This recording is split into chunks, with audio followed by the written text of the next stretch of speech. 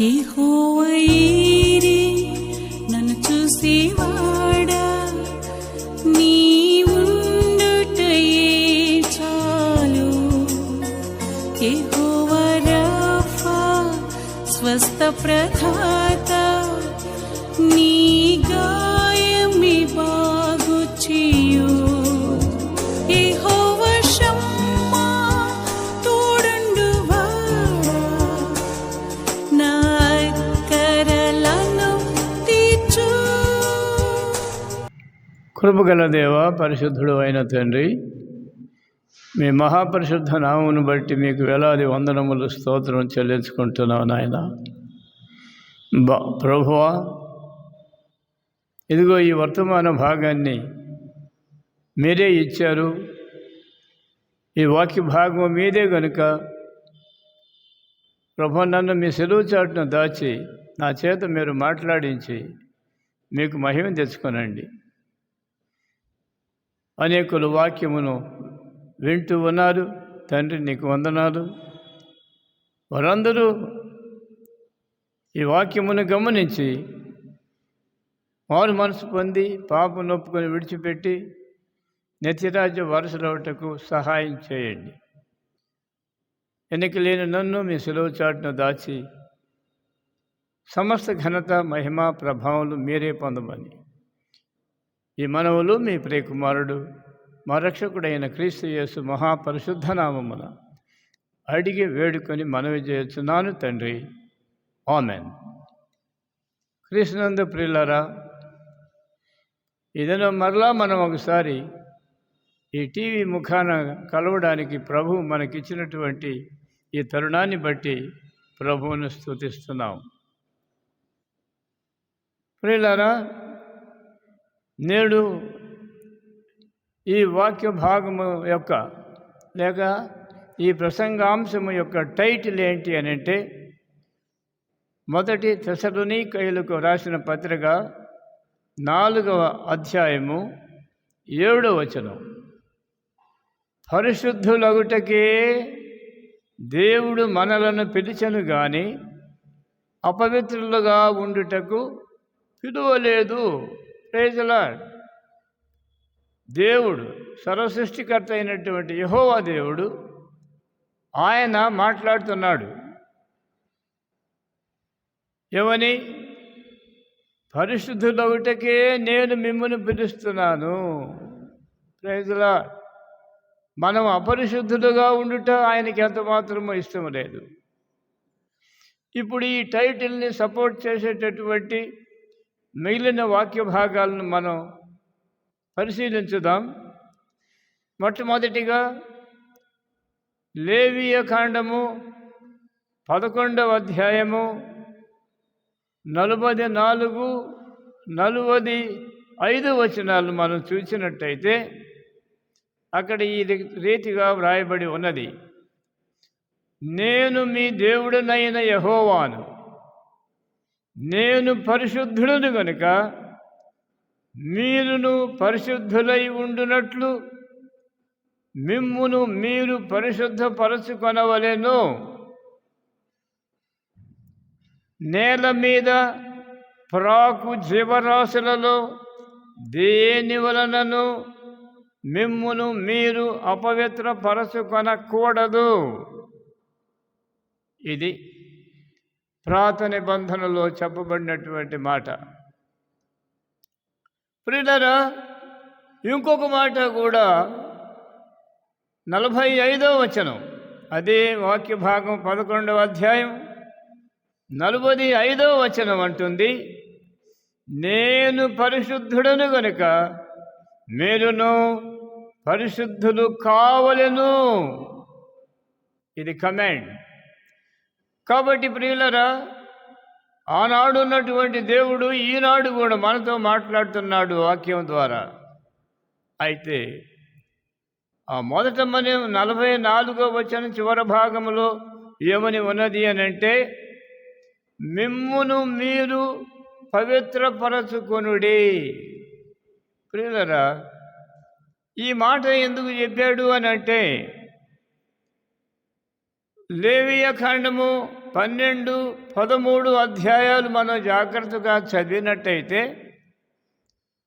అక్కడ ఈ సృష్టిలో ఏవి పవిత్రములో, ఏవి అపవిత్రములో, ఏవి మనము వినియోగించుకొనవచ్చునో, ఏవి వినియోగించుకొనరాదో ఆ వివరాలన్నీ ఉన్నాయి అందులో. 2 అధ్యాయాలు.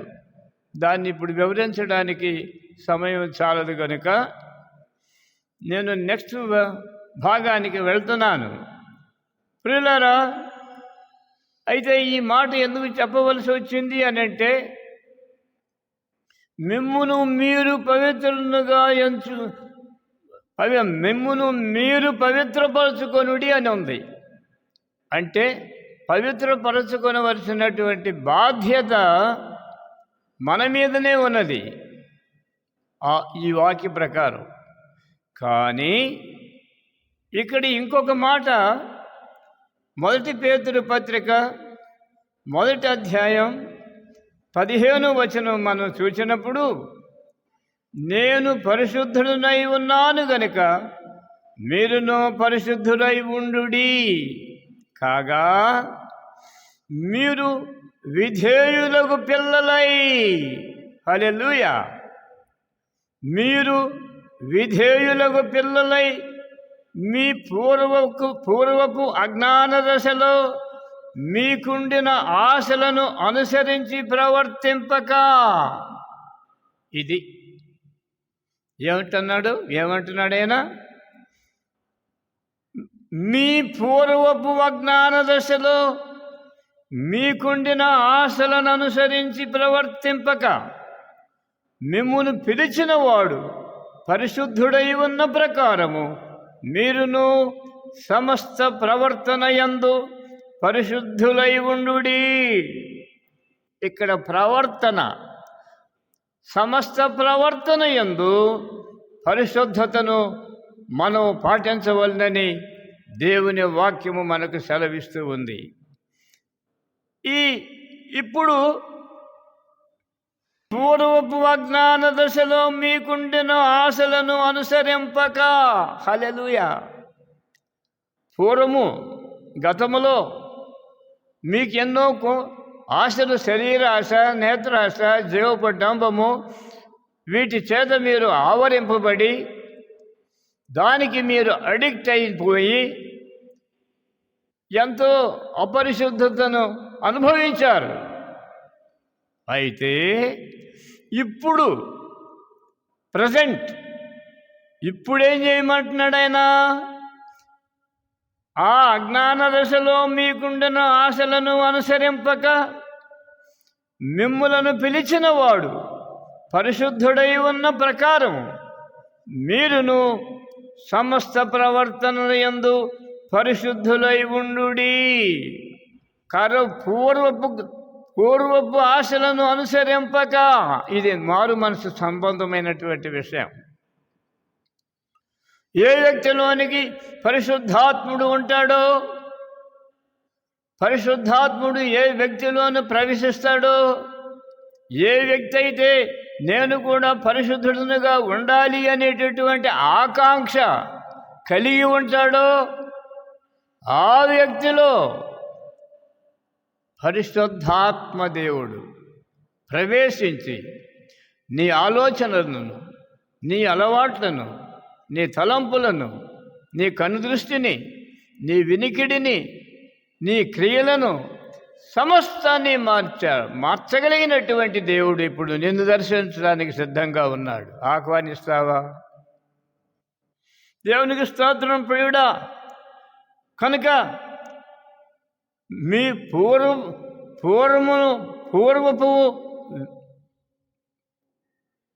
పూర్వపు అజ్ఞాన దశలో, ఇది పూర్వము ప్రస్తుతము, ఈ రెండును మనం కొంచెం ఆలోచించాలి. మీ పూర్వపు అజ్ఞాన దశలో మీకుండిన ఆశలను అనుసరించి ప్రవర్తింపక. కాబట్టి నీవు నూతనపరచబడినటువంటి వ్యక్తివిగా, నీవు పురుషుడు అయినను స్త్రీ అయినను, ఏ వయసుకు చెందినవాడు అయినను, నీవు నీ పూర్వపు దశలో ఉన్నటువంటి అజ్ఞాన దశలో ఉన్నటువంటి ఆ భయంకర అలవాట్లను ఉద్దేశములను మార్చుకొని నూతనపరచబడి నేను పరిశుద్ధుడనై ఉన్నాను. ఎందుకని? నాకు పూర్వము ప్రస్తుతము అనేది లేదు, ఆది అంతము నేను ఒకటే రీతిగా ఉన్నాను. నేను పరిశుద్ధుడను. ఈ సృష్టి ఆరంభమునకు మునిపే నేనున్నాను. అలాంటి నేను పరిశుద్ధుడను గనుక నాకు పూర్వము ప్రస్తుతము అనేది లేదు, అంతా ఏకముగానే ఉన్నాను. నాటి నుండి నేటి వరకు, ఇంకా ఈ సృష్టి ఉన్నంత వరకు, even after this creation is finished. ఈ సృష్టి సమస్తము నాశనము పైన కూడా అప్పుడు కూడా నేనున్నాను. కాబట్టి ప్రియులారా, నేను బిగినింగ్ నుండి ఎండింగ్ వరకు సమస్త సృష్టి నా హస్తములతోనే సృజింపబడింది. నేనే దాని సృష్టికర్తను. ఆది అంతమునై ఉన్నవాడును నేనే. చూచారా? మనం ఒక మాట కానీ వాక్యంలో నుండి మనం తీసి చూచినట్టయితే, ఇక్కడ యోహాను సువార్త మొదటి అధ్యాయము, యోహాను సువార్త మొదటి అధ్యాయమును మనం చూచినప్పుడు ఇక్కడ ఏమని ఉన్నది అని అంటే, మొదటి అధ్యాయం 2వ వచనం, కలిగి ఉన్నదేదియు ఆయన లేకుండా కలగలేదు. హల్లెలూయా, దేవునికి స్తోత్రం. కలిగి ఉన్నదేదియు. ఇంకా ముందు నుండి మనం చూస్తే, ఆది యందు వాక్యము ఉండెను, వాక్యము దేవుని వద్ద ఉండెను, వాక్యము దేవుడై ఉండెను. ఎవరి వాక్యము? యేసుక్రీస్తు ప్రభు. ఆయన సృష్టి ఆరంభమునకు మునిపే ఉన్నాడు. ఆయన సృష్టి ఆరంభమునకు మునిపే, భూమి రవంతైన సృష్టింపబడక మునిపే, కొండలు పర్వతాలు సృష్టింపబడక మునిపే, సముద్రాలు నదులు ఎడారులు సృష్టింపబడక మునిపే, లోయలు పర్వతాలు సృష్టింపబడక మునిపే సమస్తమును సృజించినవాడు ఆయనే. ఆదియు అంతమును ఆయనే ఉన్నాడు కనుక ఆయనకి పూర్వము ప్రస్తుతం అనేటటువంటి ఆ విభేదమే లేదు. కనుక ప్రియులారా, ఎవరైతే సృష్టిని సృజించాడో, సమస్తానికి ఎవరైతే ఆధారభూతుడో, ఆయన అంటున్నాడు, నేను పరిశుద్ధుడను,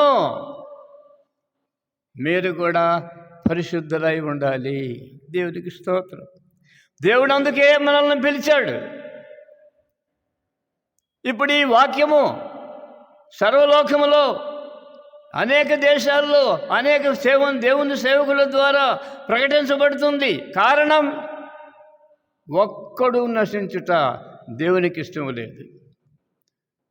కనుక అందరూ అంతటను మారు మనసు పొందవలనని ఆయన నా వద్దకు రండి అని ఆహ్వానిస్తున్నాడు. ఇలాంటి ఆహ్వానాన్ని అందుకోవడానికి ఎవరైనా ఇష్టపడినట్టయితే దానికి ఏమీ మనం చెల్లించవలసిన అవసరత ఏమీ లేదు.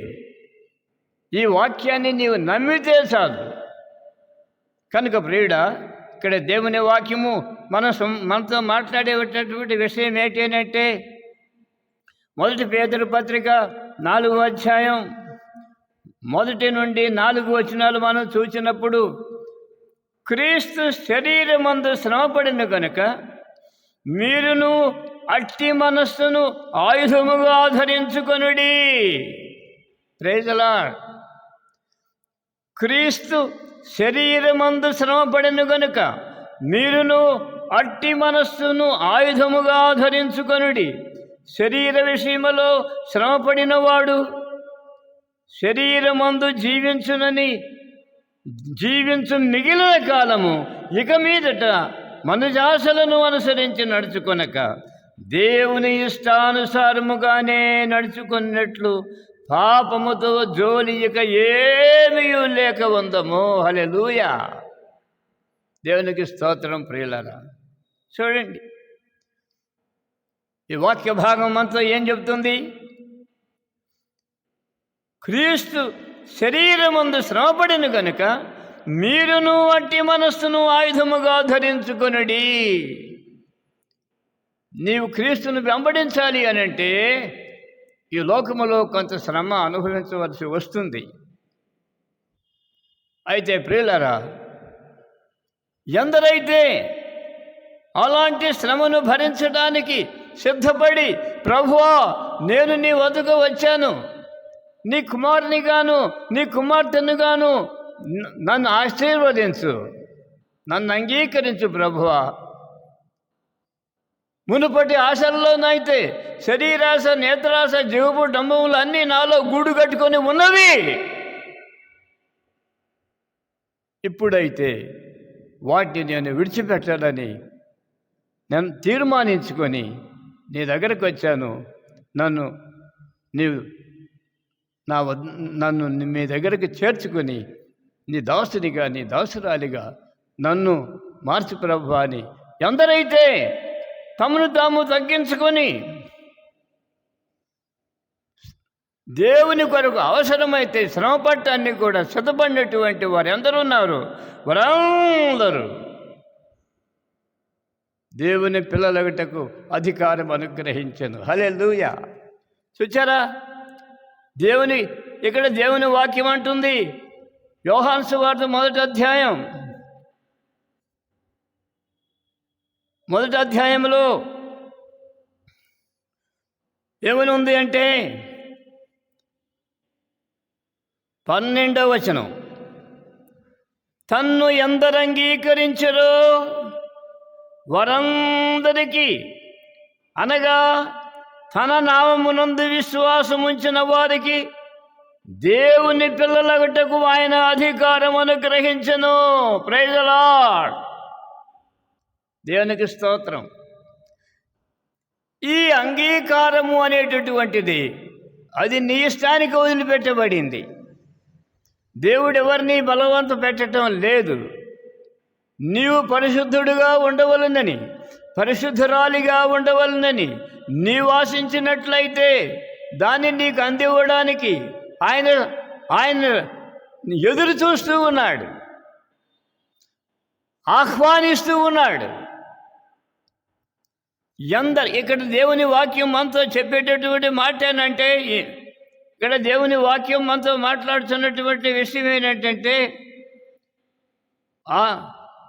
తనను ఎందరూ అంగీకరించిరో వారికందరికీ, అనగా తన నామమునందు విశ్వాసం ఉంచిన వారికి దేవుని పిల్లలగటకు ఆయన అధికారం అనుగ్రహించెను. దేవునికి స్తోత్రం. ఇంకా 13, 14 వచనాలు కూడా మనం చూస్తే ఇక్కడ ఏమని వ్రాయబడి ఉందంటే, వారు దేవుని వలన పుట్టిన వారే కానీ రక్తము వలనైనను, శరీరేచ్ఛల వలనైనను, మానుషేచ్ఛల వలనైనను పుట్టినవారు కారు. దేవునికి స్తోత్రం. ఎంత వండర్ఫుల్ స్టేట్మెంట్. ప్రియులారా, దీనిని నీవు స్వతంత్రించుకోవాలని నీకు ఆశ ఉంటే నీవు ఎవరివైనా కావచ్చును. ఇప్పుడు సజీవుడిగా ఉన్న నీవు క్రీస్తును స్వరక్షకునిగా అంగీకరించి ఉంటే పర్వాలేదు. అంగీకరించి ఉండనటువంటి పరిస్థితులు, క్రీస్తుతో నాకేం పని లేదు అని చెప్పి అనుకునేటటువంటి వ్యక్తులకే దేవుడు ఇప్పుడు తన దాసుని ద్వారా మాట్లాడిస్తున్నాడు. ఆయన ఏమంటున్నాడు? తన్ను ఎందరు అంగీకరించురో వారికందరికీ, అనగా తన నామమునందు విశ్వాసముంచిన వారికి దేవుని పిల్లలగుటకు ఆయన అధికారం అనుగ్రహించెను. మరి ఆయన్ని అంగీకరించని వారి విషయం ఏంటి? వారిప్పుడు దేవుని పిల్లల కారు. దేవునికి విరోధకుడున్నాడు, అతడే సాతానుడు. వానికి సంబంధించినటువంటి వారు ఎందరైతే క్రీస్తును తన రక్షకునిగా అంగీకరించుటకు ఇష్టపడుట లేదో అట్టి వారితో క్రీస్తు ప్రభువునకు కానీ సృష్టికర్త అయినటువంటి యెహోవా దేవుడు, ఆయన కుమారుడు క్రీస్తు ప్రభు, ఆయన సృష్టిని సృజించేటప్పుడు, భూమ్యాకాశములను కలిగిన సమస్తమును ఆయన సృజించేటప్పుడు ఆయన తండ్రితోనే ఉన్నాడు. ప్రియులారా, ఈ సత్యాన్ని మనం సామెతల గ్రంథము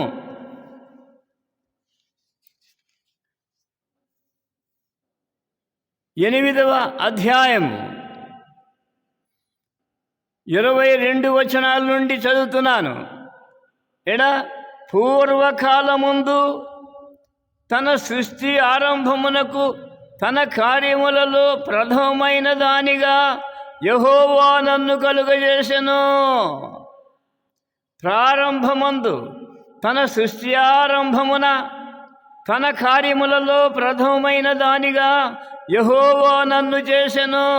ఎవరిని? ఆత్మరూపిగా ఉన్నటువంటి క్రీస్తు ప్రభువును అంటున్నాడు. అనాది కాలం మొదలుకొని మొదటి నుండి భూమి ఉత్పత్తి అయిన కాలమునకు పూర్వము నేను నియమింపబడితిని. ఎవరా నేను? యేసు ప్రభువే ఆత్మరూపిగా ఉన్నాడు. చాలామంది అనుకుంటున్నారు యేసు ప్రభువు మొన్న పుట్టినాడు. 2024 సంవత్సరాలు అయింది ఆయన పుట్టి. అంతకుముందు చాలామంది దేవుళ్ళు దేవతలు ఉన్నారు. వారందరూ మా దేవుళ్ళే. అయితే ఈయనతో మాకేం పని అనుకుంటున్నారు. లేదు, నువ్వు ప్రపంచంలో ఎవరిని నీవు దేవుడిగా ఎంచుకున్నా వారందరికంటే ముందు ఈయనే ఉన్నాడు. ఎందుకని? ఇక్కడ రాయబడిన మాట ఏంటనంటే, భూమి ఉత్పత్తి అయిన కాలమునకు పూర్వము నేను నియమింపబడితిని. ప్రవాహములు లేనప్పుడు, నీళ్లతో నిండిన ఊటలు లేనప్పుడు నేను పుట్టి తిని. పర్వతములు స్థాపింపబడక మునుపు, కొండలు పుట్టక మునుపు, భూమిని దాని మైదానములను ఆయన చేయక మునుపు, ఆయన అంటే యెహోవా దేవుడు, ఆయన చేయక మునుపు,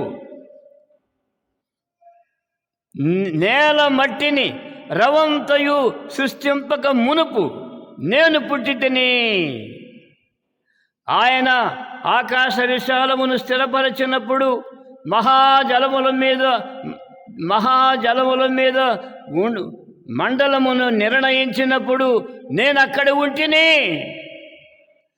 ఆయన పైన ఆకాశమును స్థిరపరిచినప్పుడు, జలధారులను ఆయన బిగించినప్పుడు, జలములు తమ సరిహద్దులు మేరకుండునట్లు ఆయన సముద్రమును పొలిమేరలను ఏర్పరిచినప్పుడు, భూమి యొక్క పునాదులను నిర్ణయించినప్పుడు నేను ఆయన వద్ద ప్రధాన శిల్పినై అనుదినము సంతోషించుచు నిత్యము ఆయన సన్నిధిని ఆనందించుచుంటిని.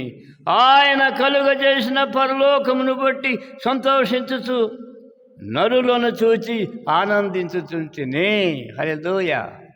ప్రియుడా, నీవు ఏ దేశవాసివైనా, ఏ దేవుని ఆరాధించువాడవైనా, నీవు ఆరాధించేటటువంటి దేవుడు దేవతల కంటే ముందు, అందరికంటే ముందు, సృష్టి ఏమాత్రము సృష్టింపబడక మునుపు నేనున్నాను అని చెబుతున్నటువంటి ఏకైక దేవుడు యేసుక్రీస్తు ప్రభు. హల్లెలూయా. కనుక ప్రియులరా, ఆయన అంటున్నాడు, నేను పరిశుద్ధుడనై ఉంటిని గనుక మీరును పరిశుద్ధులై ఉండుడి. హల్లెలూయా. 1 పేతురు పత్రిక 4వ అధ్యాయం 1 నుండి 4 వచనాలు మనం చూసినప్పుడు, క్రీస్తు శరీరమందు శ్రమపడిన గనుక మీరును అట్టి మనస్సును ఆయుధముగా ధరించుకొనుడి.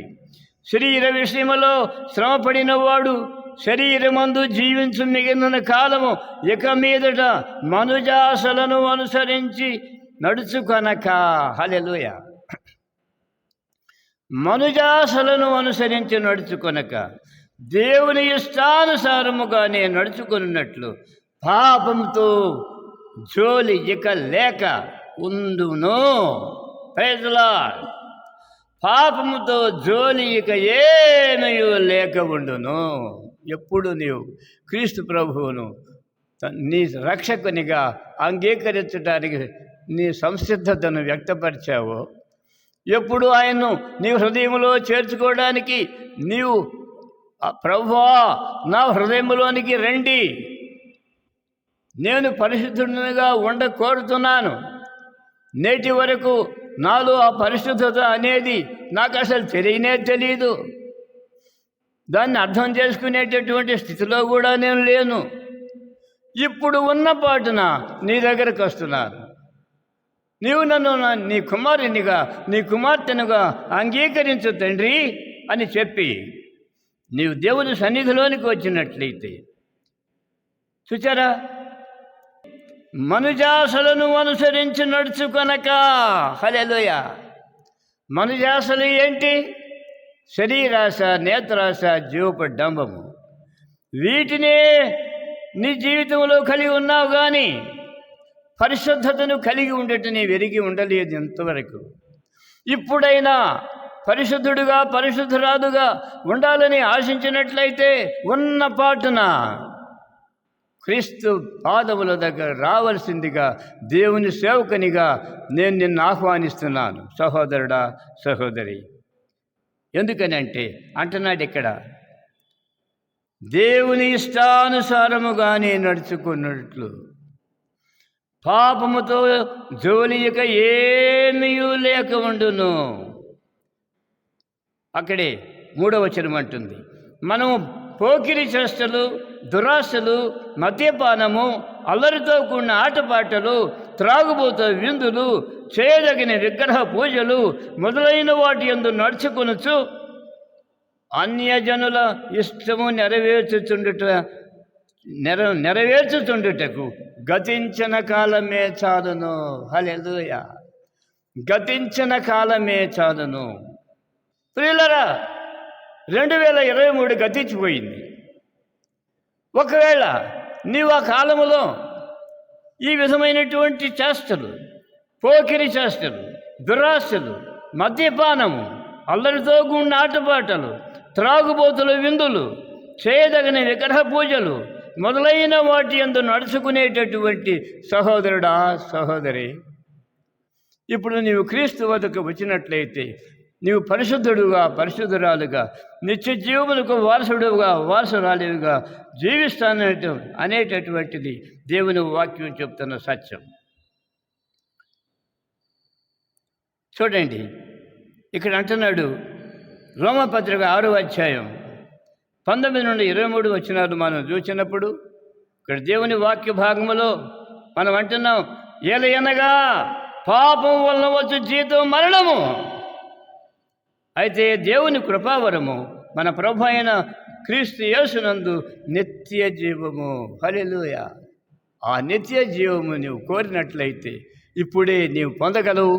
అది దేవుడు నీతో మా నిశ్చితగా ఆయన ఇస్తున్నటువంటి సందేశం నీ కొరకే. అలాంటి మరి ఆ భాగ్యాన్ని నీవు పొంది మొదటి తెస్సలోనికీయులకు 4వ అధ్యాయం 7వ వచనంలో చెప్పిన మాట, పరిశుద్ధులొకటకే దేవుడు మనల్ని పిలిచెను కానీ అపవిత్రులుగా ఉండుటకు పిలువలేదు. Praise the lord. కాబట్టి పరిశుద్ధుడు కావాలనుకుంటే ఉన్నపాటున దేవుని వద్దకు రావాల్సిందిగా దేవుని సేవకునిగా నేను బ్రతిమలాడుతున్నాను. దేవుడు నేను దీవించుగాక. తండ్రి అయిన దేవుని ప్రేమ, కుమారుడైన క్రీస్తు ప్రభు కృప, పరిశుద్ధాత్మని అన్యమైన సహవాసము మనకును సమస్త పరిశుద్ధులకును సదాకాలము తోడై ఉండును గాక. ఆమేన్.